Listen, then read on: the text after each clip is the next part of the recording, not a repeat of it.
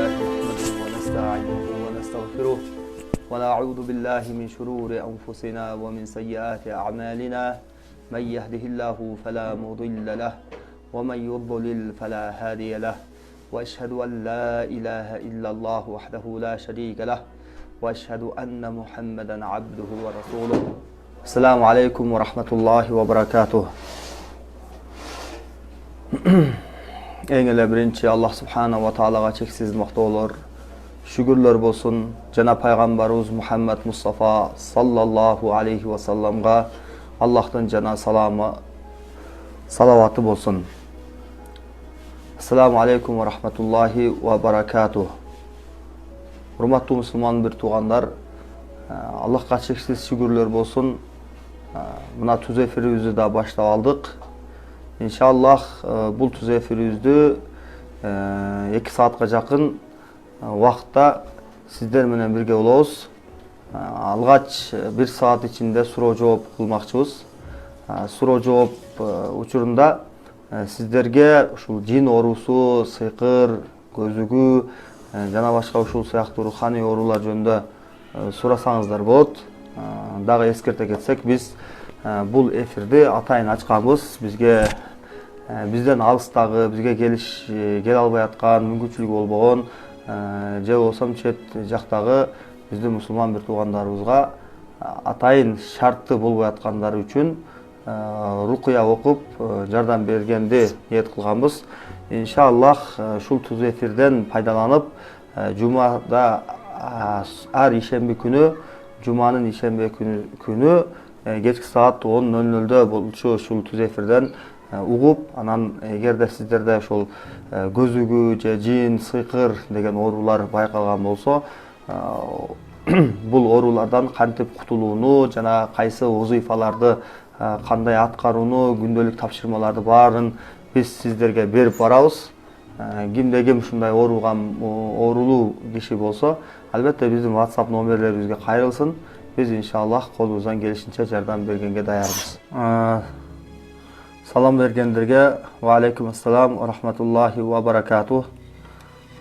Болот Айбашев, ва алейкум ассалам ва рахматуллахи ва баракатух сизге. Оштон кеттиңерби? Ооба, оштон кеттик. Кетип калдык. Иншаллах Кудай буйрса, Ошко ай сайын барып турганга аракет кылабыз. Ал жактан Alhamdulillah жакшы кабарлар болду. Иншаллах көптөн бери 4-5 эң алгысы 6 жылдан бери ооруп аткан көп оорулар чогулуп калган экен. Баарын күндө 2 жолдон кабыл алып, 3 жолго чейин, кээде 4 жолго чейин кабыл алып, ошол эң оор делген оорулууларды өзүнчө топтоп окудук. Иншаллах жакшы болгондор Аллахтын кудурети менен жакшы болду, жакшы болбогондорго убактыбыз жетишпеди. Иншаллах кийинки айларда барганды дагы ниет кылып атабыз. Мүмкүнчүлүгүбүз болсо, иншаллах августтун 1-inde барганга аракет кылабыз. Бул жерде Сезим Көлбаева деген эжекебиз же карындашыбыз мүмкүнчүлүгүм болбоду дейт. Ошол мүмкүнчүлүк такыр болбогондор уялбай эле келсин. Келип туруп ушундай болот атат деп шарты чындыгында ошондой болсо жардам беребиз иншаллах. Болотбек деген намаз окуган адам көп кекирсе анын ашказанына жин кирип алган дейт. Чынбы дейт? Жок, кекиргендин бул тема мындайча айтканда мен өзүм тажрыйбадан көрүп, ушул тажрыйбанын негизинде ушул кекириш жөнүндө көптөгөн маселелерди изилденип көрдүм. Анан тажрыйбадан дагы көрдүм.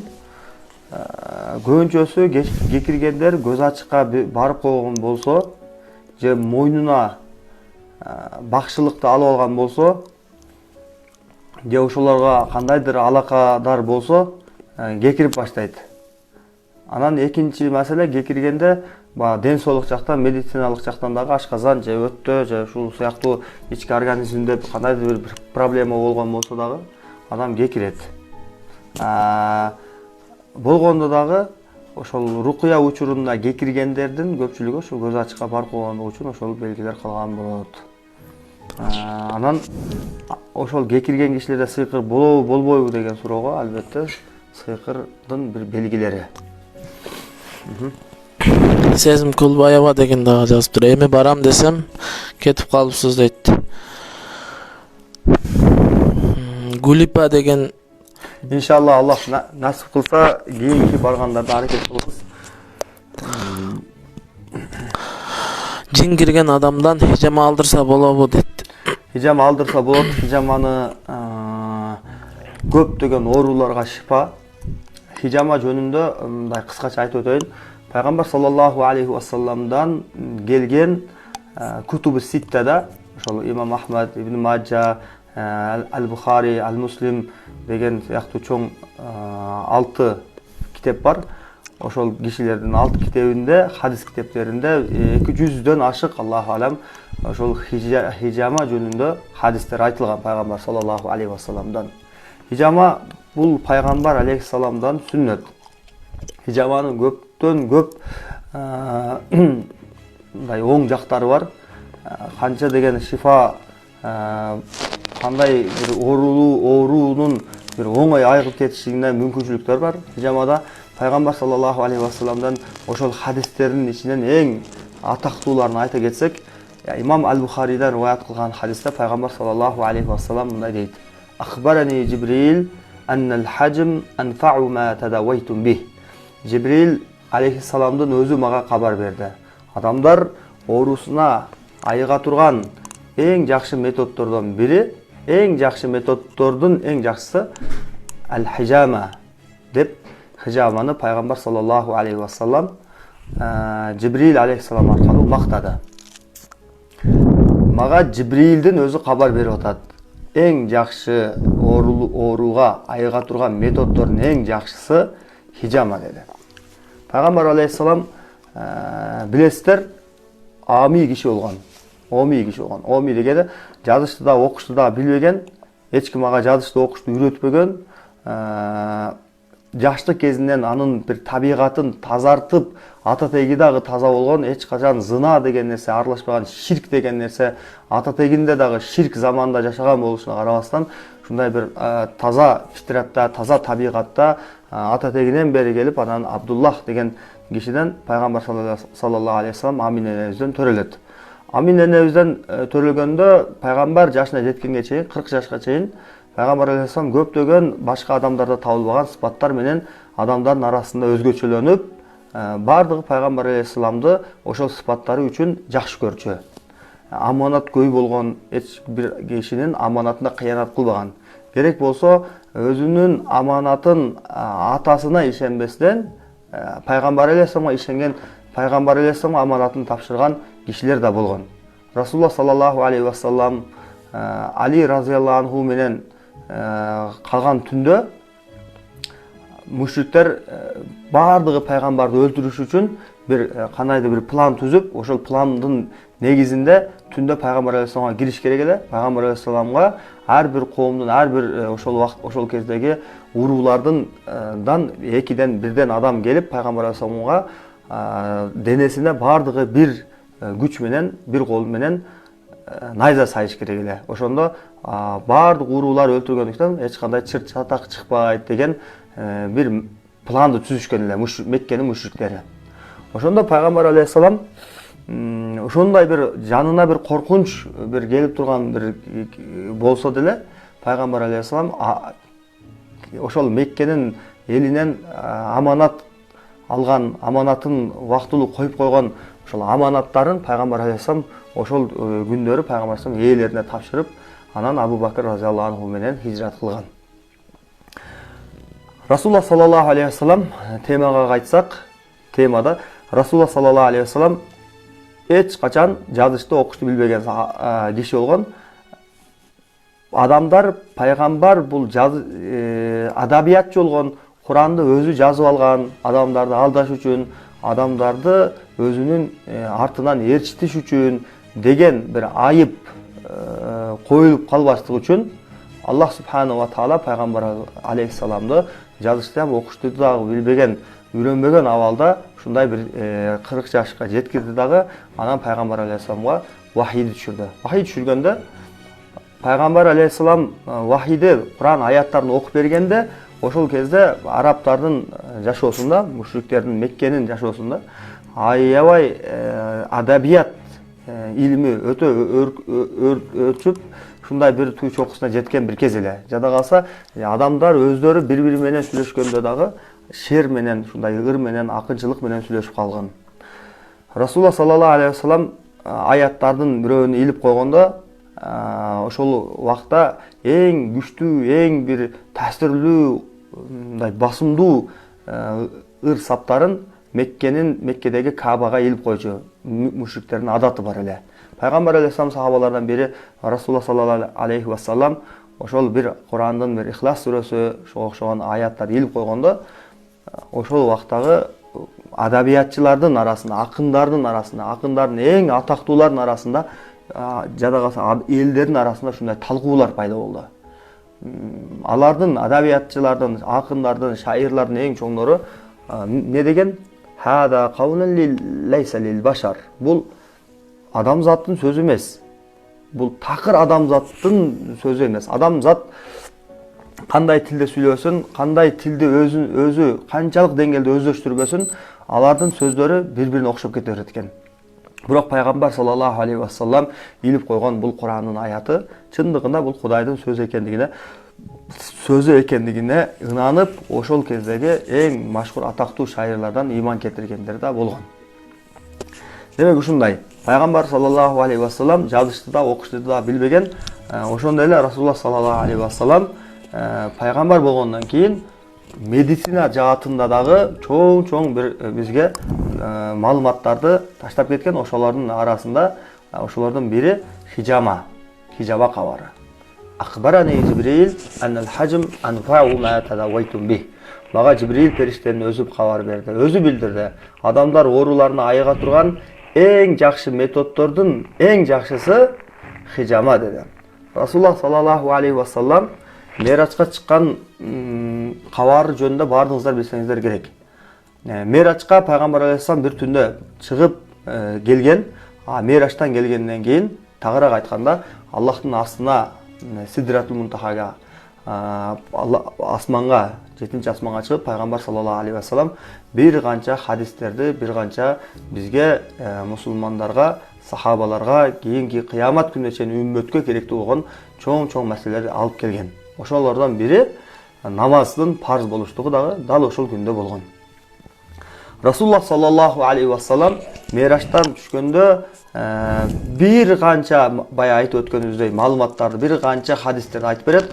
Ошолордун ичинен марарту би малаин минал малаика, мен кайсы бир периштенин жанынан өтпөйүн, кайсы бир периштеге жолукпайын, алар мага шуну айтат эле: "О пайгамбар, сен жердеги үммөтүңө бир сырды айтып кой. Бир сырды сага, ушул сырды сага ашкера кылалы" деп, "Мур умматака бил хижама фа инна фихи шифаун линнас." Үммөтүңө хижаманы буйру. Үммөтүңө хижаманы буйру.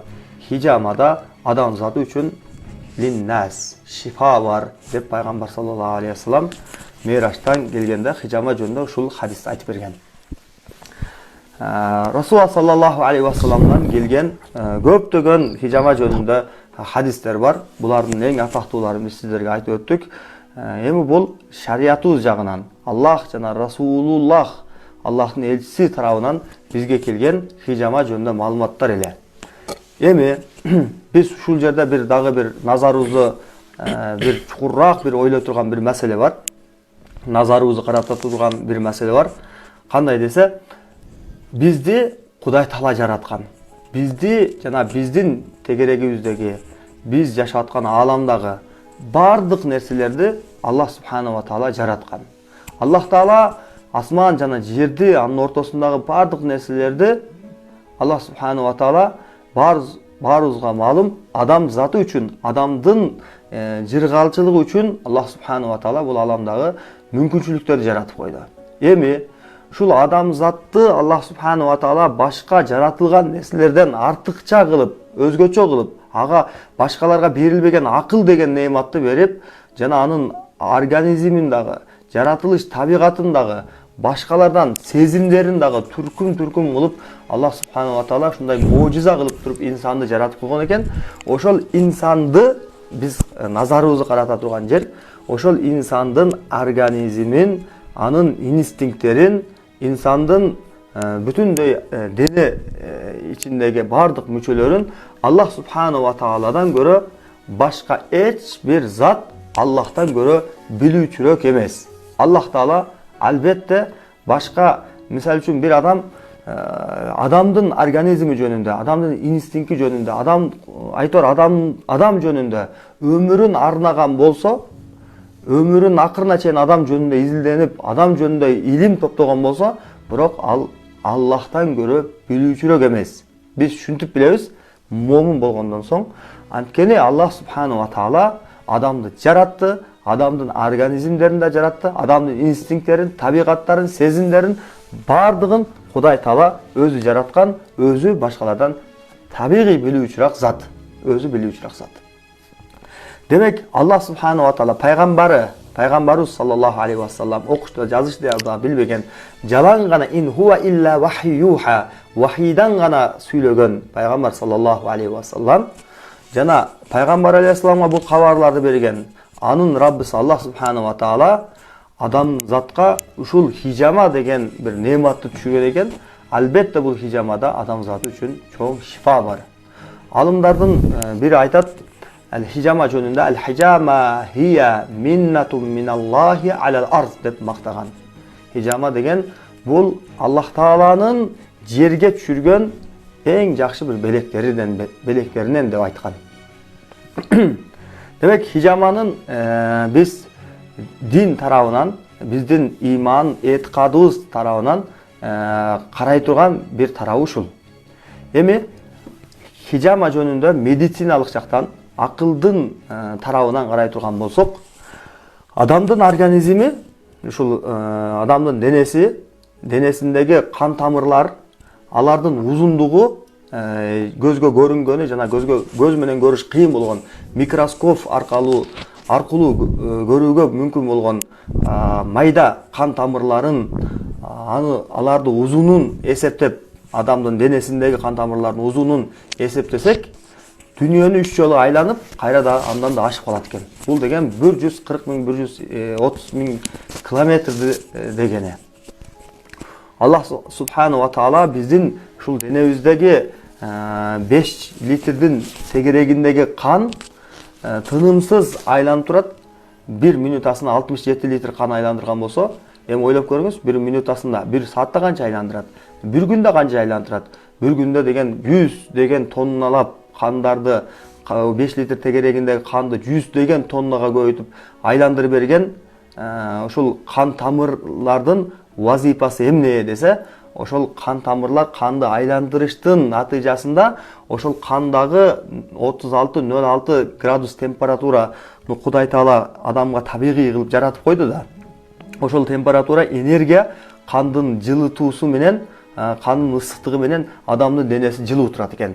Адамга энергияны берип тура турган нерсе ошол кан экен. 36-06 температурада сактап турган ошол кандын басымы адамдын денесин жылытып, ушундай бир жандуу кылып турат экен.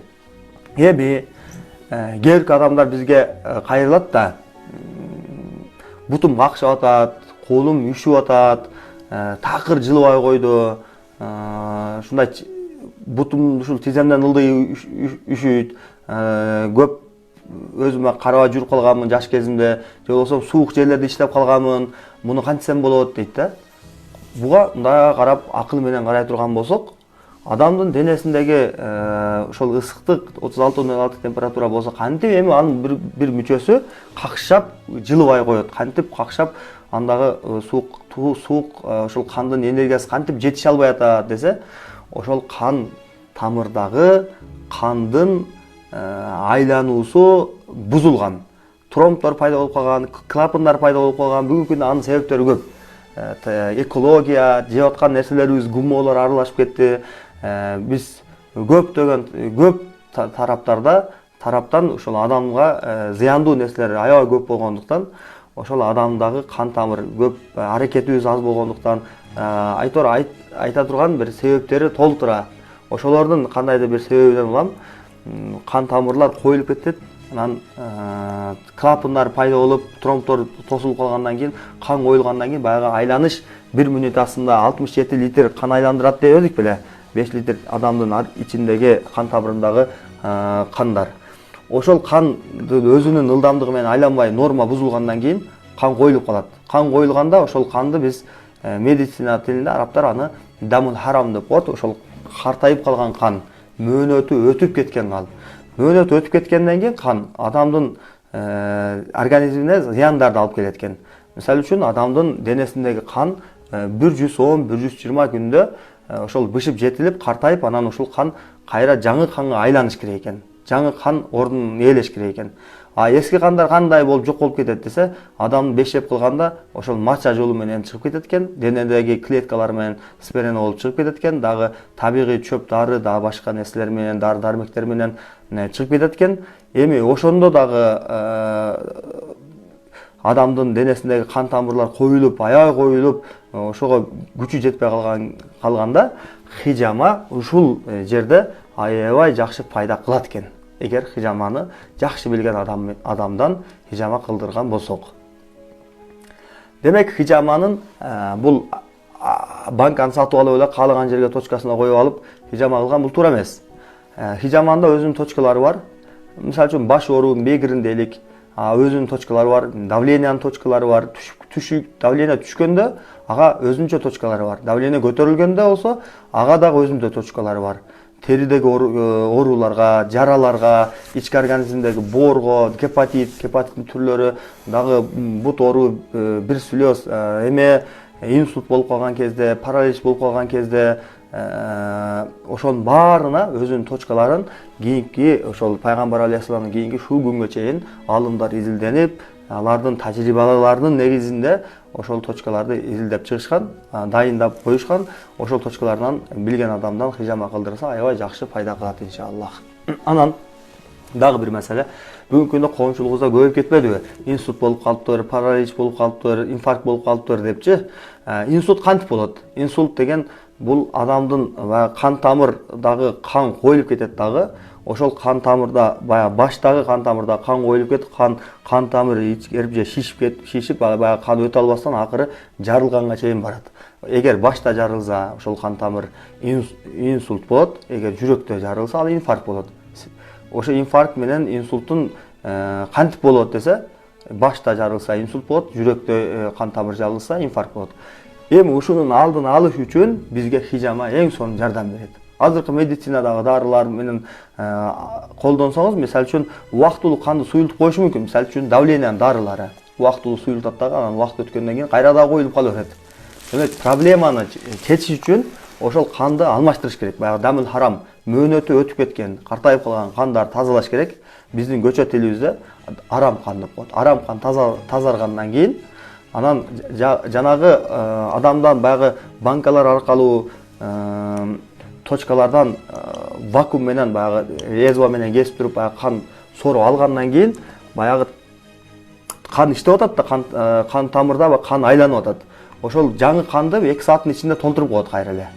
Гемоглобин мисалы үчүн түшүп кеткенге кантип эле кан алдырасың? Бунун гемоглобин аз, бул өзү анемия менен ооруйт деп айтат. Гемоглобиндин түшүп кетишинде дагы кан хижама менен дарыларсы болот. Анткени ошол арам кандар, баягы мөөнөтү өтүп кеткен кандар чыгып кеткенден кийин циркуляция болот дагы, баягы кан жаңы кандар баягы боор баса иштеп чыгарып берет, 2 сааттын ичинде.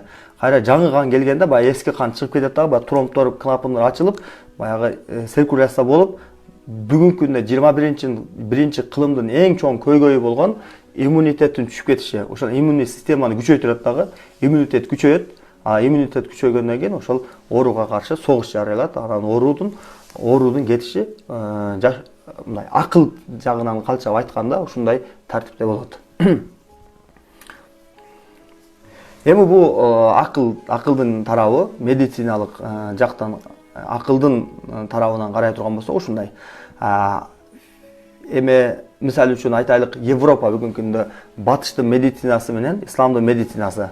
Исламдын медицинасы табигый жолдор менен баягы çöp darılar менен химикат, антибиотиктарды аларсыз эле табигый усул менен, табигый жолдор менен дарылаган медицинанын экөөнүн салыштырып көрө турган болсок, мисалы үчүн батыштын медицинасында бир оору пайда болгон болсо, ал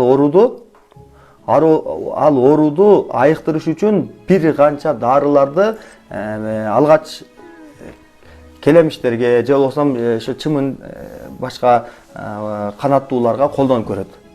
Баягы тажрыйба кайра тажрыйба кылып көргөндө, ал тажрыйба ийгиликтүү өткөн болсо, норма менен, ошондо баягы дарыны метод кылып тандашат дагы, бул ооруга могу дары жакшы деп туруп, анан фармацевтика башкалар ошо дарыны иштеп чыгара баштайт. Бүтүн дүйнө жүзү ошол дарыны жазып беришти баштайт. А исламда кандай десе, тажрыйбанын негизинде эмес. Бул табигый бир Кудай тараптан келип атат да, хижама, хия анфау ма тадавайтум бих.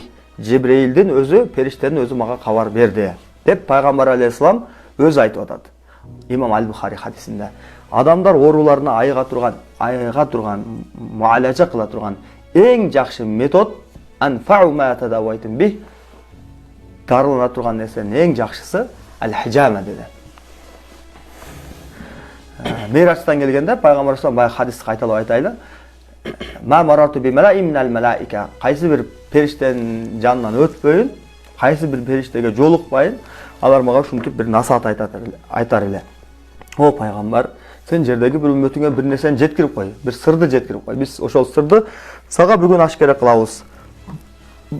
Деп мур умматика бил хижама фа инна фихи шифаун линнас. Үммөтүңдө хижамага буйру, хижамада адам заты үчүн өтө чоң шифа бар. Анан көпчүлүк хижама жөнүндө сурап калышат бизден дагы. Биз азыр күндө мен рукуя окуймун, көбүнчө хижама өзүм жасабаймын. Эгер аял кишилер болсо, бизде ошол аял кишилерден таанышыбыз бар, иншаллах. Анын номерин дагы эгер хижама керек болсо, номерлерин берип коебуз, иншаллах. Кийинки суроого өтөрөлү. Ошо саламатсызбы, кайсыл жерде жакшы хижама кылат, адресин айтып бересизби деп сураптыр. Жеңишкул деген. Номерин иншаллах таштап коебуз кийин. Ошо сезим деген баягы эже. Ошо менин акчам жок эле. Эми барам десем кетип калыпсыз. Келгенде мага айтып койгула. Үй бар, менде квартира алып отурбагыла, мен үйүмдү берем. Бардык шарты менен жөн эле жашап кетесиңер деп жазып. Аллах разы болсун сизден. Иншаллах ал жагын бир эме кылып тартиптеп алганбыз. Биз иншаллах бара турган жерибиз кийинки айларда дагы ал жактан атайын дайындоо бир жерибиз бар. Ошол жака барабыз иншаллах. Сиз келиңиз, анан келгенде бүт бардык ошол өзүңүздөгү абалды түшүндүрсөңүз, иншаллах сизди биз иншаллах толук жардам беребиз иншаллах. Бегай деген эже, ассаламу алейкум, сиздер башка областтарды кыдыра аласыздарбы дейт. Ооба, ниетибиз бар, Кудайым буйрса, ошол бардык областтарды кыдырганга. Бирок азыр мондай болуп атпайбы, көйгөйлөр, азыр эпидемия, коронавирус, ошо азыр Бишкекте туруп турабыз.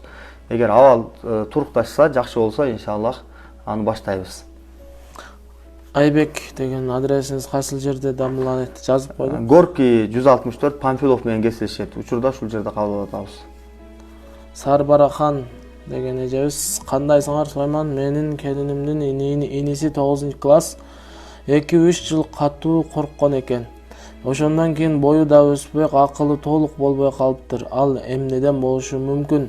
Ыйлайт экен, күлөт экен, акылы толук эле сыяктуу. Эжеке, мындай учурда ошол баланы алып келиңиздер бизге, окуп көрөлү.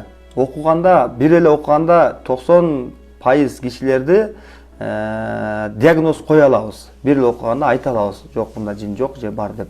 Кээ бирки кишилерге ушул бир окуганда диагноз коюшу мүмкүн эмес болгон, аябай татаал болгон бир учурлар болот. Аларда өзгөчө бир 4-5 жол окуганда диагноз койгонго аракет кылабыз.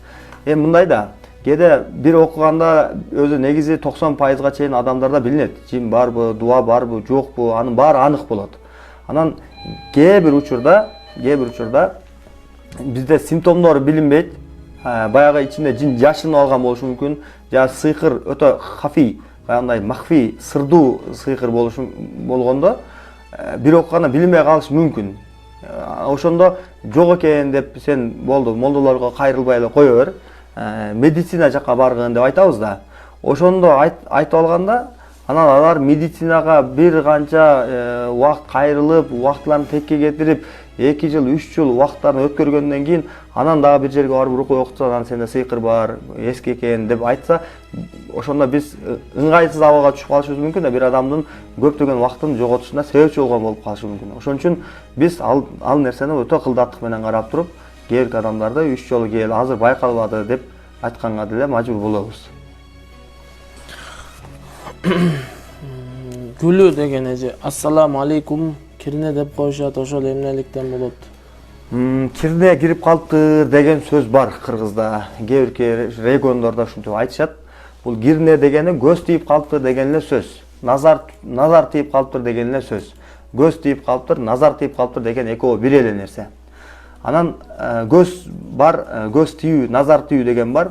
Ошол менен бирге хасад деген оору бар. Хасад дегени көз дегени бир нерсени, мисалы үчүн таң калуу менен, аябай бир берилүү менен бир үй, сонун жасалган бир үй, же болсом бир келбеттүү бир момун адам, анын мансабы, байлыгы, ошого бир таң калыштык менен карап туруп, баягы субханалла, машаалла, Аллах берекесин берсин деп кыргызча айтып, же машаалла деген арабча сөз менен айтып, ошентип дуа кылбасак, биз ага билбеген абалыбызда өзүбүз көз тийгизип койгон болуп калат экенбиз да.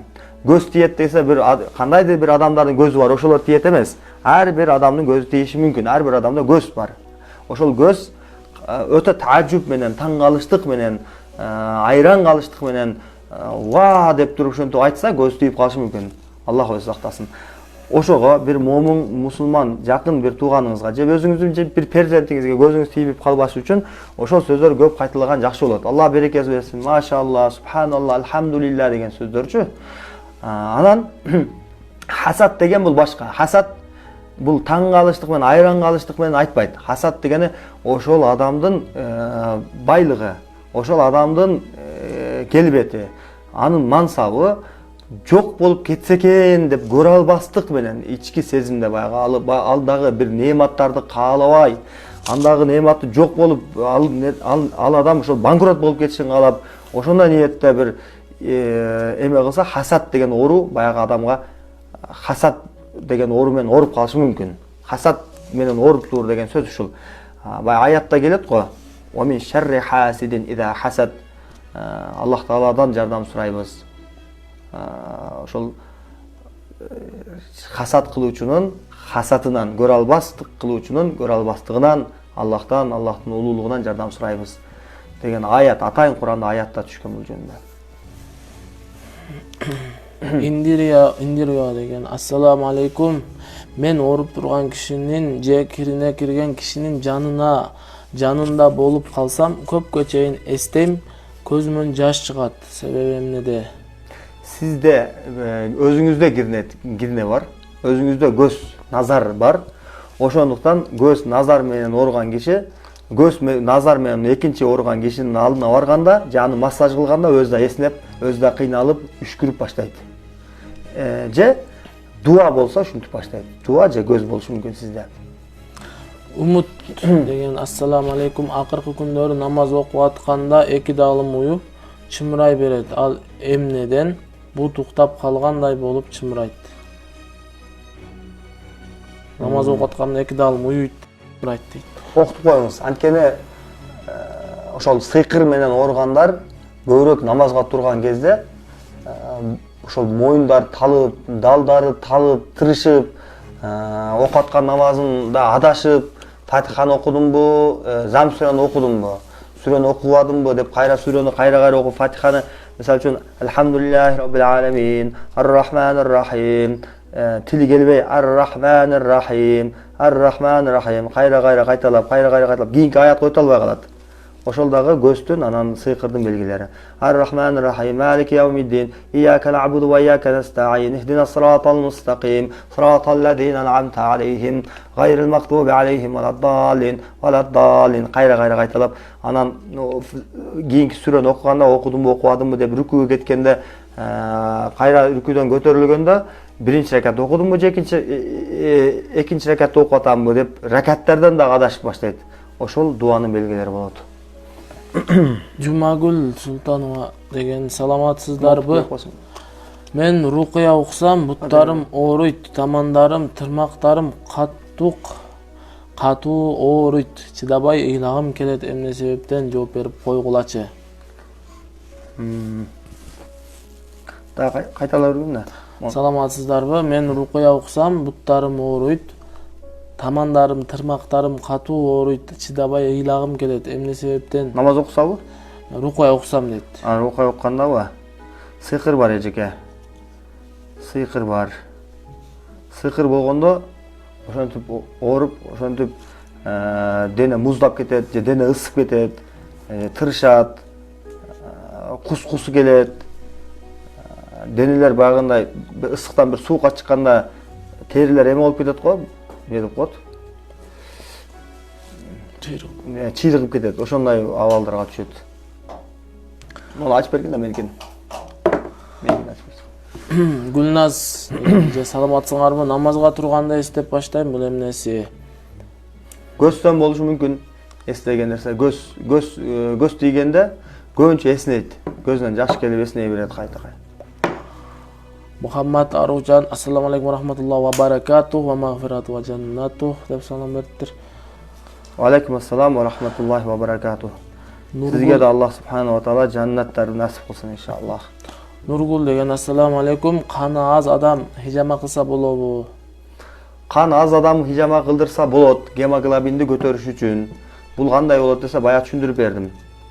Адамда баягы кан коюлуп кетип, кан бая мөөнөтү өтүп кеткен кан мача сийдик жолу аркылуу чыгып кетпей, же болбосо денеде спирана болуп табигый чыгып кетпей, анан ошо арам кан дейбиз го. Мөөнөтү өтүп кеткен кандар. Ошол кандар көп учурда денеде жүрүп калса, көп убакытка чейин. Ошол денедеги кандын коюлуп кетишинен улам көптөгөн ооруларды пайда кылат. Азыркы медицинада таналат. Оорулардын эң көп пайда болушу кандын бузулушунан улам болот. Эстеп калыңыздар, оорулардын 90-80% оорулардын бүгүнкү күндө пайда болушу эмнеден болот десе, кан тамырдагы кандын бузулушунан улам пайда болот. Демек, ошол канды лечение кылыш керек. Канды кантип лечение кылабыз? Хижама кылып, ошол гемоглобин түшүп кеткен адамдан көп банкаларды коюп алып кан алса болбойт. Өзүнүн эрежелери бар. Ошол эрежелерди сактаган абалда бир аздан узак мөөнөттө бир 2-3 ай лечение болот. Ошол 2-3 айдын ичинде аз банкадан коюп, убакытты коюп, анан кан баягы арам кандар, мөөнөт өтүп кеткен кандар чыккандан кийин денеден циркуляция болуп, баягы жаңы кан айланганда иммунитет күчөйгөндө табигый баягы кан деле өзүнүн абалына келип, ошол эле убакта аппетит ачылат. Аппетит ачылганда витаминдерди көбүрөөк жешиңиз керек.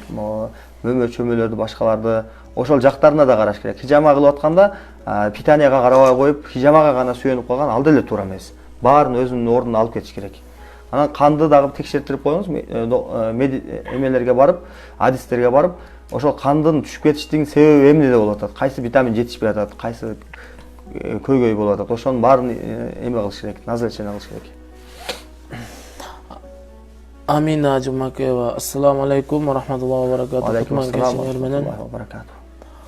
Алишер, ассаламу алейкум. 1,5 жашта кызыбыз бар. Күндүзү жакшы жүрөт, түнкүсүн чочуп ыйлап, оонай берет. Эмне кылсак болот? Окутуп коюңуз. Дем салдырып коюңуз, эң жакшысы ошол. Эгер өзүңүз дем салышты билсеңиз, Фатиха сүрөсүн окуңуз. Фалак, Нас, Ихлас, Аятал Курсу, Бакаранын эң акыркы 2 аяты Аманар Расул, ушуларды окуп атканда, ар бир сүрөнү окуп атканда аягында сүф деп баягы эмелерди кылып, колуңуз менен, оң колуңуз менен ооруп аткан башын кармап, желкесин кармап, же жүрөк жагын кармап дем салып коюңуз. Атасы же жолдошу, же баласы дем салган башка бөтөн кишилердин дем салганынан көрө жакшыраак болот, таасири күчтүүрөөк болот.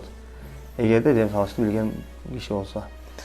Чынара деген эже ассаламу алейкум түшкө жылан кире берсе эмне болот? Жыландын өзү көп кирген болсо, бул өзү менен гана чечилбейт. Сыйкыр менен ооругандын да бир белгиси түшүнө жылан кирет. Эми ошол эле убакта жылан, ит, жаш балдар эмизип аткандыгы эгер аял киши болсо, анан түшүндө учуу, түшүндө замат бир уктап уйку эмесинин арасында чочуп буту колу силкинип чочуп ойгонуулар, уйкунун начарлыгы бул сыйкырдын белгилери. Ошол бир эле белгисине негизделип туруп сыйкыр экенсиң, жылан көрөт экенсиң деп айткан туура эмес. Бир канча симптомдор бир убакта кездешкен болсо, сен сыйкыр экенсиң, сыйкыр менен ооруган болушуңуз мүмкүн деп айта алабыз. Ошондо дагы мүмкүн деп айта алабыз.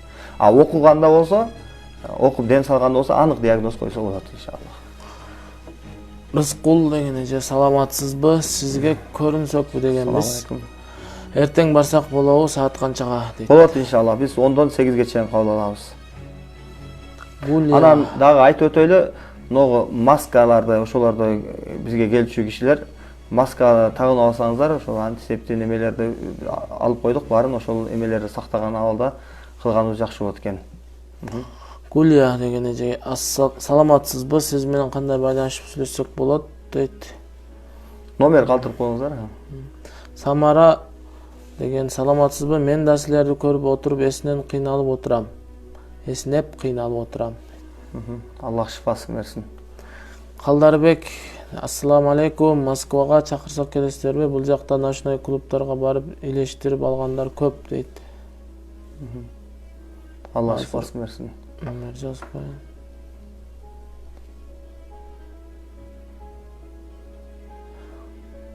Гулия деген эже дагы жазыптыр. Байкем бар, такыр эле аракка берилип кетти. Сизден жардам болобу дейт. Жардам болот. Эгер аракка берилип кеткендиги сыйкырга байланыштуу болсо. Мисалы үчүн адамды дуалап кара дуа окутуп койгондо, ошол киши, кара дуа окулган киши жүрөк кысыла баштайт. Жүрөк кысылып, сыгылып, жашоо тар болуп, ошол үй бүлөдөгү мүчөлөргө келише албастыктар, бат ачуулануу, ошондой эмелерден улам анан стресс болуп, эмне кылаарын билбей арак ичип алса кичине жеңилдегендей болот. Анткени сыйкыр дуа менен ооруган кишилер көбүнчө арак ичкенде жеңилдеген сыяктуу болот.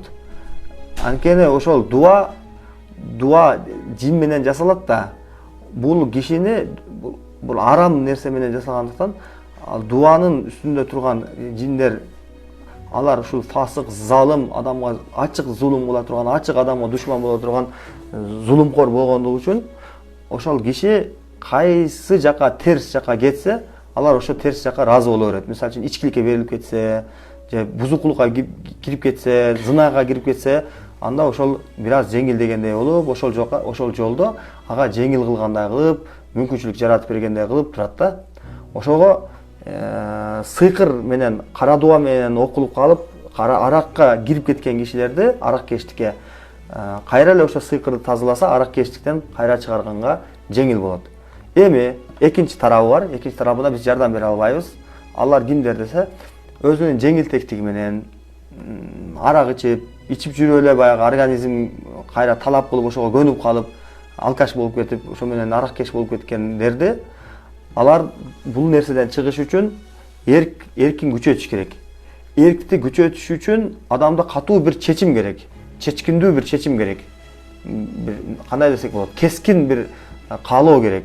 Ошол каалооду пайда кылыш үчүн адамга бир кандайдыр бир максаттуу бир максат пайда болуш керек да адамда. Эми ошол максатты бизге бере ала турган нерсе эмне десе, араккечтикке берип кеткен адам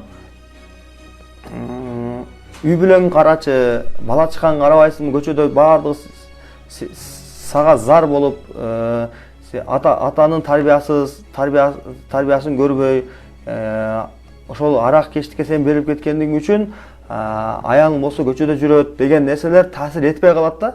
адамдын эрки түшүп кетет дагы төмөн даражага. Намыс деген нерселер кетет, баардыгы мага баары бир деген нерселер пайда болуп калат.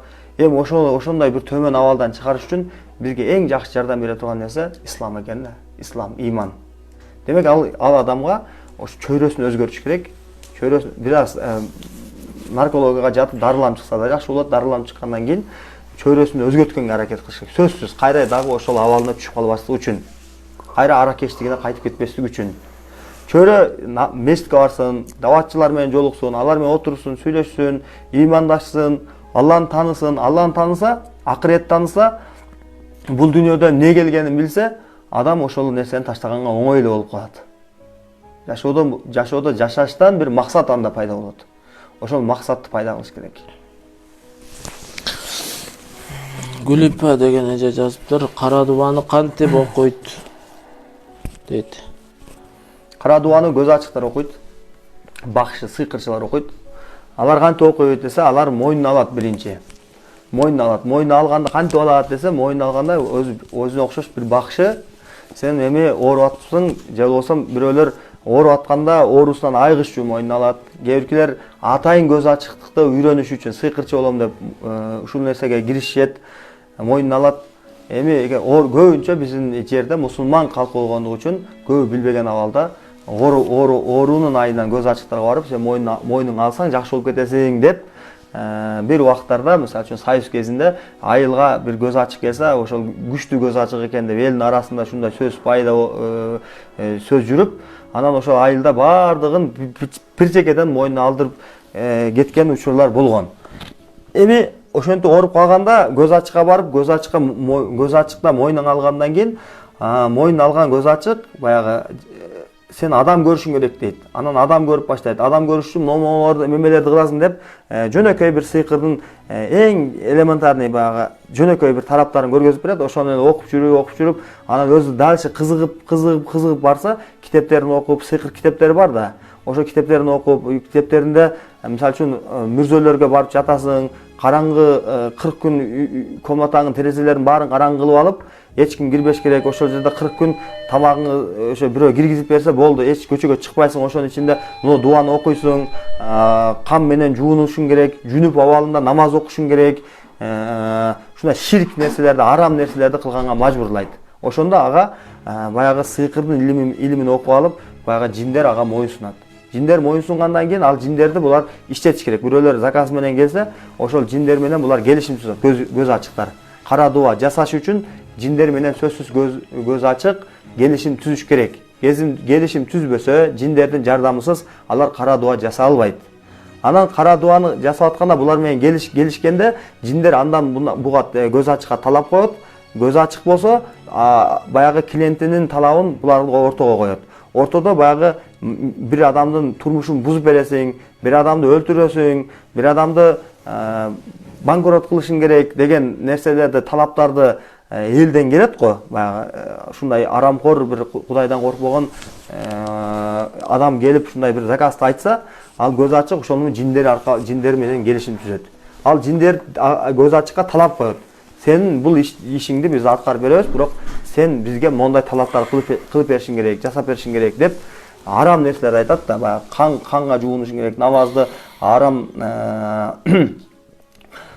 даратсыз намаз окушуң керек, саманыңа Куран аяттары жазып алып намаз оку, даратсыз намаз оку, жүнүп абалда намаз оку, же болсо бир короз же кочкор же жандыкты Аллахтын ыраазылыгы үчүн бисмиллах деген сөздү айтып соет да мусулман адам. Бисмиллахты айтпастан жиндердин атына ошол курбандык кыласың деп, же болсо паланчы тоого барып туруп ширк келтирип ошол жерден тоодон жардам сурайсың, же болсо паланчы пайгамбарга сыйынып келишиң керек, паланчы тоого барып сыйынып келишиң керек деген талаптар коет. Ошол талап ширктерди аткарганда анан мунун талабына берке кол астындагы жиндер макул болот.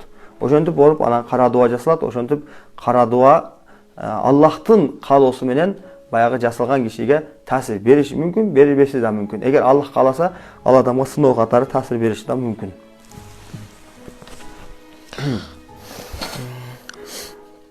Рахмат, Аллах разы болсун. Эшиптир. Аллах бар. Лейли деген эже, эгер бизди душмандар бизге окутуп койгондон улам Үйдөгү жиндер үйдү сатсак башкага таасир бербейби дептир. Түшүнбөдүм. Үйдү сатсак, эгер бизди дубалап койгон болсо бирөөлөр, үйдөгү жиндер менен ошо үйдү сатсак, ошо башка алган адамга таасир береби дейт. Жок, таасир бербейт. Ошо үйдү сатканга да кажет жок. Үйдү тазалап койсоңуздар жакшы болот. Бакара сүрөсүн мына азыр YouTube'дан Бакара, Сура, Бакара деп жазсаңыздар, Бакара сүрөсү чыгат. Бир канча аалымдар окуган, карылар окуган варианттар бар. Каалаган бирөөсүн тандап алып, ошону үйгө күндө Бакара сүрөсүн коюп койгула. Күндө ошол үйдө намаз окулуп турсун, болду. Жин шайтан болбойт ал үйдө, тазаланат. Эми үйдү жин каптап кеткен учурлар, үйдү тазалаш оор учурлар анда Кыргызстанда өтө кем андай үйлөр. Алар алтайын өчөшүп рукуячынын үйүнө антип атака кылбаса, жөнөкөй адамдардын үйүндө андай болбойт көбүнчө. Ошо үйдү сатканга деле кажет жок. Жашай бериңиздер, болгону ошол үйдө намаз окулсун, ошол үйдө Бакара сүрөлөр, Куран окулсун, ошол үй таза болсун, үй жуулган болсун, нажасаттар, жаш бала бешеп кылып сийип койгон жерди тазалап койот көпчүлүк. Ошо тазалаш керек, сийдирбеш керек, үй таза болуш керек, таза жыттанып туруш керек, атыр жыттанып туруш керек. Ошентип баягы кир болсо, тазалыкка көңүл бурулбаса, ошомойдон таштап койгон болсо, бут кийим менен эле кирип чыга бере турган үй болсо, андай жерлерде жиндер болот. Гүлипа деген эже дагы жазыптыр. Сиз айткандай, мойнуна билбей алып алган болсо, эч нерсе болбойбу. Аллахка тооба кылыш керек, катуу тооба кылыш керек. Мойын алгандан кийин адам көрбөш керек, ал киши адамды такыр көрбөш керек. Бул өтө маанилүү. Анан Аллахка тооба кылганда кантип тооба кылат? О жараткан Алла, мен билбестен ушул абалга түшүп калыптырмын. Мен билбейт элем буну ширк экендигин, мойнуна алыш бул туура эмес экенин мен билбейт элем. Аллахым, мени шуну сенден жалбарып сураймын, мени кечиргин. Мен такыр бул жолду мен улантпаймын, киши көрбөймүн, сыйкырчылык кылбаймын, бакшылык кылбаймын деп Аллахка катуу өкүнүп, анан такыбасын бекем кылсын. Анткени такыба бекем болбосо, мойнуна алган кишини жиндер тез-тез келип кыйнайт. Ал өтө катуу нападение кылат. Ошолордун бар согушунан, ошолордун чабуулунан кутулуш үчүн өтө күчтүү такыба керек. Ошол такыба менен жеңип, бул жол немеден чыгып кетсе болот иншаллах. Бактыгүл деген эже жазыптыр. Мен сиздерге барып жатам, шамдан бери башым ооруп жатат, эмне кылсам басылат. Аллах шифасын берсин сизге.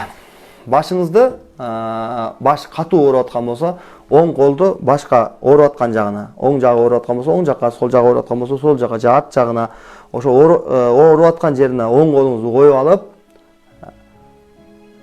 бисмилла, бисмилла, бисмилла. А'уду биллахи ва кудратихи мин шарри ма аджиду ва ухадир. Бисмилла, бисмилла, бисмилла. А'уду биллахи ва кудратихи мин шарри ма аджиду ва ухадир. Бисмилла, бисмилла, бисмилла. А'уду биллахи ва кудратихи мин шарри ма аджиду ва ухадир. Ушул дуаны 7 жолу айтыш керек. Бисмилла, бисмилла, бисмилла. 3 жолу бисмилла. А'уду биллахи ва кудратихи мин шарри ма аджиду ва ухадир. Бисмилла, бисмилла, бисмилла. 3 жолу бисмилла. А'уду биллахи ва кудратихи мин шарри ма аджиду ва ухадир. Ооруган жерди кармаган абалда. Баш ооруп аткан болсо баш, бел ооруп аткан болсо бел. Кайсы жериңиз ооруп аткан болсо, ошол дуаны 7 жолу окуса, пайгамбар саллаллаху алейхи ва саллам айткан оору кетет деп. Буну колдонуп көрүңүз. Эгерде бул дуаны сөзмө-сөз кирилл тамгасы менен кааласаңыз, бизге WhatsAppка жазыңыз, биз сизге кирилл тамгасына жөнөтүп коебуз иншаллах. Мухаммад Аружан, Алла Таала силерден разы болсун, илимиңиздерге илим кошсун, жараткан атаңызга рахмат тамла.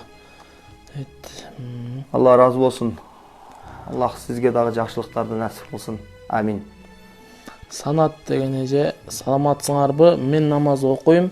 Аял кишимин неберелерим кирнелеп калса, өзүм дем сала аламбы? Аятал Курсини канча жолу окусам болот жана кандай кылып дем салыш керек? Сизге оңой жолун айтып берейин. Фатиха сүрөсүн, Алхамдулиллахи Rabbil Alamin, ушул сүрөнү 7 жолу окуңуз. Кааласаңыз 3 жолу окуңуз, кааласаңыз 14 жолу, кааласаңыз андан көп окуңуз. Бул бир дайындуу бир эме жок бул нерседе. Канча көп окусаңыз ошончо жакшы болот. Окуганда тажап кете турган деңгээлде көп окуп алган туура эмес. bir жол окусаңыз дагы ыхлас менен, көңүл буруп, ушул Аллах менен кудум сүйлөшүп аткандай, же болсом ошол адамга ушундай, ошол адамдагы бир кара күчтөргө каршы күрөшүп аткандай көз жумалы. Алхамдулиллахи раббил аламин, ар-рахманир рахим, малики яумиддин, валаддаллин. Акырын окуганда деп туруп аят алкурсуну баштайсыз. Бисмиллахир-рахманир-рахим, Аллаху ла илаха илля хувал хайюл кайюм. Окуп бүтүп, анан кийинки сүрөнү Кул а'уду би раббил фалак, кул а'уду би раббин нас. Ушул сүрөлөрдү окуп туруп, дем салып койсоңуз, аябай жакшы болот иншаллах. Таасирлүү болот. Болгону рукуяда эки нерсе талап кылынат. Дем салуу, рукуя деген дем салуу дегени. Эки нерсе талап кылынат. Угуп аткан киши ыхлас менен, кунт кылып, жан дүйнөсү менен берилип угуп туруш керек. Башка нерселерди ойлоп, тияктарда жүрбөсүн, Куранды угуп туруш керек. Окуп аткан киши дагы ошол таризде көңүл коюп, кунт менен, жан дүйнөсү менен берилип, кудум ал кишинин ичиндеги кара бир күчтөргө каршы күрөшүп аткандай ыхлас менен окуш керек. Аны ошондо иншалла дем салуу анын натыйжасы аябай жакшы болот. Нуриса деген Бишкектесизби? Ооба, Бишкектебиз. Лейли, рахмат, Аллах разы болсун дейт. Аллах баарыбыздан разы болсун. Айбек деген байке. Саатыбыз канча болуп калды? 11:30. 1 саат болду бул экпи? 1 саат 15 мүнөт. Мына бир суроо калып. Акыркы сурооду окуп коелу. Кийинки суроолордо калтырып кое бериңиздер. Суроолордо биз суроолор жоопсуз калып кетпейт. Же жазуу түрүндө жооп беребиз. Же болбосо эмдиги 6-күнү кечки саат 10:00-дө түз эфирди уюштурабыз. Ар жума сайын болот бул түз эфир. Эмдиги суббота күнү ушул бүгүн жаңы суроолор таштап койсоңуздар, биз жооп бере албай калсак, ошол суроолорду кийинки жумага иншалла албетте жооп беребиз. Айбек деген Ассаламу алейкум рахматуллахи ва баракатух. Эмне үчүн кээ бир көз ачыктар Курандан сүрөлөрдү окуп дем салат? Бул деген карама-каршы иш эмеспи? Сурооңуз аябай жакшы суроо, орундуу суроо. Ва алейкум ассаламу рахматуллахи ва баракатух сизге. Неге көз ачыктар намаз окуп алат? Неге көз ачыктардын үйүнө барсаң, жай намаздарды илип койгон болот? Же болсо таспилерди узун бир 100 узун килтейген баягы шариктер бар, таспилерди айландырып отурган болот, жолуктар салынып алып. Неге деген суроо баарында пайда болушу мүмкүн да. Неге десе, бул эгерде көз ачык намаз менен кээбирки сүрөлөрдү окуп дем салган сыяктуу кудум бир молдо сыяктуу болуп көрүнбөсө, же такыр эле ширк менен кирип барсаң эле бүт ширктерди илип коюп, мен ачык сыйкырчымын деп айтса, биздин коомчулук мусулман болгондугу үчүн аларга барбай коюшу коркунучу бар. Алар ошон үчүн мусулмандарга аралашып, бүгүнкү күндө бизде коомчулук мусулман болгону менен мусулманчылыкты жакшы түшүнбөйт да көпчүлүгүбүз. Мусулманчылыкты түшүнбөгөндүктөн көпчүлүк бизге келип айтат: "Анын үйүнө барсак намаз, Куран окудуго, 5 убакыт намаз оку деп айттыго. Кантип эле ал көзү ачык болот? Кантип эле ал биз көз ачыкка барып калган болобуз? Ал атүмбү экен, молдо аял экен, тесписи бар экен" деп туруп, ошол менен тесписине, жай намазына же намаз окуйм деген сөзүнө, же болсо анча-мынча окуп атканда кээбирки Курандардын аяттарын окуганына алданып калып, ал кишиге ыхлас кылып, ошол сыйкырчынын айткан шириктерин аткарып, ошентип сыйкырга батып кеткен учурлар көп кездешет. Демек, араб өлкөлөрдө көз ачыктардын үйлөрүндө керек болсо эмелерди илип коет. Мечиттердин үстүндө айдын сүрөтү бар эмелер бар го, мунараларында ошол мечит экенин билдирип турган белги. Көз ачыктар да ушундай белгини коюп алган учурлар бар да, араб өлкөлөрүндө. Ошон үчүн булар элдин ичине кириш үчүн, элди алдаш үчүн ошондой жактарында көп колдонулат. Демек биз ошон үчүн бир өтө бир кылдаттык менен карашыбыз керек. Эмнени кылып атат? Мусулман адам өзү ушундай болот. Бир ишти кылаарда, бул иш кандай иш? Бул ишти мен ошол ишке барганым өзү туурабы? Ошол аракеттерим Куран жана хадистеги пайгамбар алейхиссалам жолуна дал келе турган жолбу? Же болсо мен бул аракеттерим менен шариятка тескери чыгып калдымбы? өзү бул мен барып ушул көйгөйдү ушул жол менен кылышым керекпи же шариятта бул нерсени арам кылабы же адал кылабы деген мусулмандардын бүгүнкү күндө өлчөбү бузулуп кетти. Өлчөөлөр бар го, арам адал менен өлчөнүш керек да, пайда зыян менен өлчөнүп калды. Халал харам менен өлчөнүш керек да. Мусулман адам харам болсо кылбайт, халал болсо кылат, жасайт. Күнөө болсо таштайт аны, харам болсо таштайт, сооп болсо жасайт колунан келсе. Эми бүгүнкү күндө андай болбой калды да, сооп, күнөө деген нерсе өлчөөлөр жоголуп кетти мусулмандарда. Адал, арам деген баягы өлчөөлөр да жоголуп кетти. Ар бир нерсенин өлчөөгү бар. Суюктукту литр, грамм менен өлчөйсүз, узундукту метр, километр менен өлчөйбүз. Адамдын дагы жашоого болгон өлчөөгү болот экен да. Кантип өлчөйт десе, мусулман эмес капырлар халал харам менен өлчөйт, сооп күнөө менен өлчөйт эч бир нерсени. Алар пайда зыян менен өлчөйт. Ошон үчүн пайда зыян боло берип аларда. Агасы менен инисинин ортосунда мамилелер да бузулуп кеткен да. Мен иним менен неге агама мен жардам беришим керек, неге мен атама жардам беришим керек деп үй бүлөсүн таштап кеткен учурлар көп. Пайда зыян менен өлчөй берип. Мен өзүм үчүн жашашым керек дейт. Акыры ошого барып такалат. А мусулман адам андай эмес да. Бизде баардыгын тартиптеп койгон. Пайда зыян болбойт. Бизде сооп, күнөө, адал, арам деген нерселер бар. Ошол нерселерди дагы карап туруп, анан бир нерсеге баа беришибиз керек.